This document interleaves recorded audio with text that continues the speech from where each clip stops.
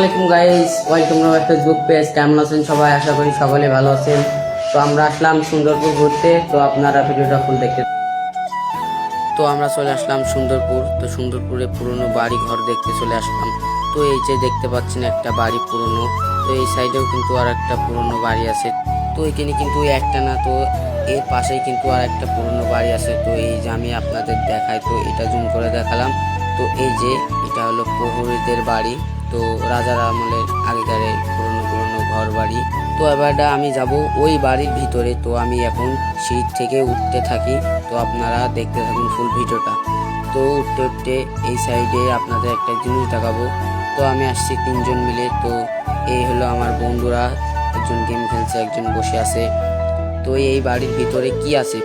এর ভিতরে আছে পুরনো সিন্দুক। তো এই যে সিন্দুকটা, তো আপনাদের আমি ওই সাইডটা দেখাই, ঠিক আছে? তো আমি এই সাইডে চলে এসেছি।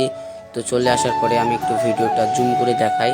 তো ওই যে দেখতে পাচ্ছেন আপনার পুরনো সিন্দুক, না জানি কত বছর ধরে এখানে পড়ে আছে।